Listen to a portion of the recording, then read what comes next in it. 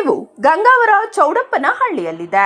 ಇದು ಗಂಗರ ರಾಜ ದುಗ್ಗಮರ ಆಳ್ವಿಕೆಯಲ್ಲಿ ನಿರ್ಮಿಸಲಾದ ಪುರಾತನ ದೇವಾಲಯವಾಗಿದೆ. ಈ ಪ್ರದೇಶವನ್ನು ಮೊದಲು ಕ್ರಿಸ್ತಶಕ 8ನೇ ಶತಮಾನದಲ್ಲಿ ಗಂಗಾಪುರ ಎಂದು ಕರೆಯಲಾಗುತ್ತಿತ್ತು. ಈ ದೇವಾಲಯವನ್ನು ನಂತರ ಚೋಳರು ಮತ್ತು ಹೊಯ್ಸಳರು ವೃದ್ಧಿಗೊಳಿಸಿದರು. ದೇವಾಲಯದ ಪ್ರವೇಶ ದ್ವಾರದಲ್ಲಿ ತಮಿಳು ಭಾಷೆಯಲ್ಲಿ ಒಂದು ಶಿಲಾಶಾಸನವಿದೆ.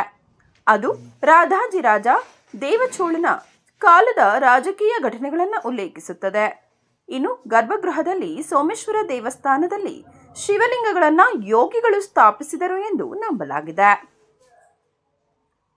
ಮಹಾಶಿವರಾತ್ರಿಯ ಪ್ರಯುಕ್ತ ದಕ್ಷಿಣ ಕಾಶಿ ಶ್ರೀ ತಬ್ಬುಲಿಂಗೇಶ್ವರ ಸ್ವಾಮಿಯವರಿಗೆ ಭವ್ಯವಾದ ವಿವಿಧ ಹೂವಿನ ಅಲಂಕಾರ. ದಿನಾಂಕ 15/2/26 ಭಾನುವಾರ ಶ್ರೀ ತಬ್ಬಲಿಂಗೇಶ್ವರ ಸ್ವಾಮಿ ಅವರಿಗೆ ಬೆಳಿಗ್ಗೆ 5 ಗಂಟೆಗೆ ಪಾಲಪಂಚಾಮೃತ ಅಭಿಷೇಕ, ಏಕವಾರ ರುದ್ರಾಭಿಷೇಕ, ನಂತರ 8 ಗಂಟೆಗೆ ವೇದಪಾರಾಯಣ, ದೇವತಾ ಅನುಜ್ಞ ಗಣಪತಿ ಪೂಜೆ, ಸ್ವಸ್ತಿ ಪುಣ್ಯ ಹವಯಾಚನ, ಮಹಾಸಂಕಲ್ಪ ಕಳಶ ಪೂಜೆ, ವೇದಿಕಾ ಅರ್ಚನೆ, ಗಣಪತಿ ಹೋಮ, ಮೃತ್ಯುಂಜಯ ಹೋಮ, ದುರ್ಗಾ ಹೋಮ ಹಾಗೂ ರುದ್ರ ಹೋಮವನ್ನು ಏರ್ಪಡಿಸಲಾಗಿದೆ.